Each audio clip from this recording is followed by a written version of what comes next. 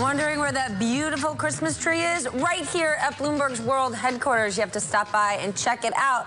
Another place you may have checked out this weekend, Target.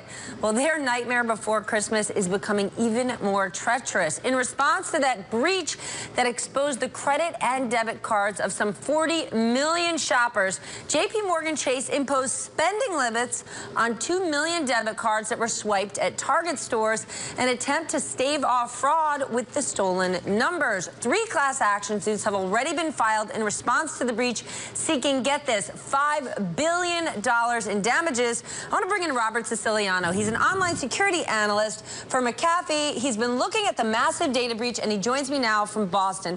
Robert, I was in a Target over the weekend. I can't say I even thought about the security breach going in, and when I got an extra 10% off at the end, which they offered all customers this weekend, I thought to myself, I was going to shop here anyway. This is going to hurt them that they're offering these additional discounts. What do you make of it all? Well, certainly the 10% gratuity, as it may, is nice. You know, the public directing their anger towards Target is funny to me because they're a victim of a crime. You know, while they're supposed to have systems in place to protect their customers, which they do, there's something called an advanced persistent threat, which means that they are under attack 24/7, 365, like most retailers. And it's not a matter of if, but when for a lot of these big companies. So should we be blaming Target, or should we say this is just a case of what's happening in this new world where cyber hacking is a day-to-day threat? Cyber hacking is a day-to-day threat. Certainly, Target takes some responsibility, of course, but you know this is not a victimless crime. This is happening to our government, to major corporations. They are being targeted 24/7, 365, and while they have systems in place, you know, somebody at some point is going to get breached again in the next week, and we're going to be talking about them too. So those of us who are blaming Target, saying they didn't have the right systems in place, do you think we should lay off? Because again, this could have happened to anyone, including the U.S. government.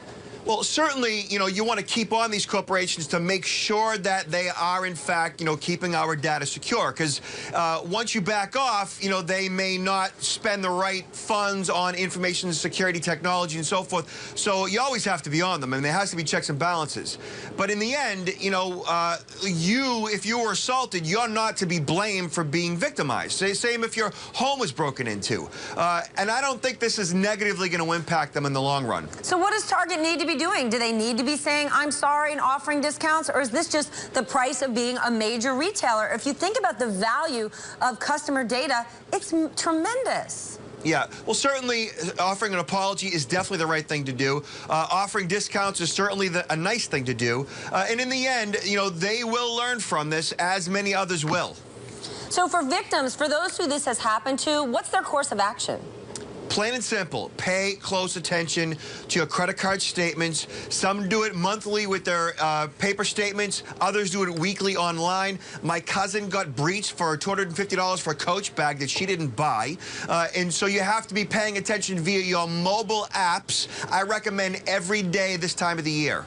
Should we not be using our smartphones to be buying things, though? Because there is so much hacking, because clearly we don't have the proper protection in place yet. Should we slow down how we're paying for things and go the old-fashioned route?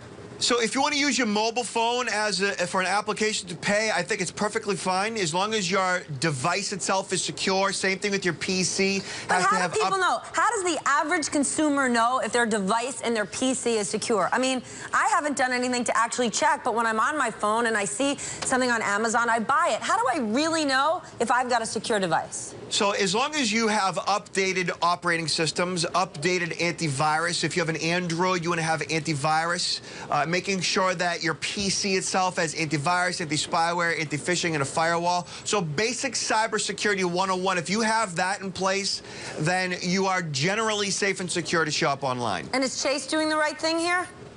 So the retailers and the credit card companies, they generally have the systems in place as well. All right. Well, Robert, thank you so much for joining us. People need to be paying attention to your advice, not just the advice from stores offering great deals. You want to be protected when you're out there shopping. Nobody wants to get hacked. And Robert's saying, give Target a break. Could happen to anybody. Robert Siciliano, he's McAfee's online security analyst. Thank you so much for joining us. And when we come back, the offer wasn't suitable, pun intended. Joseph A. Bank rejects takeover offer from Men's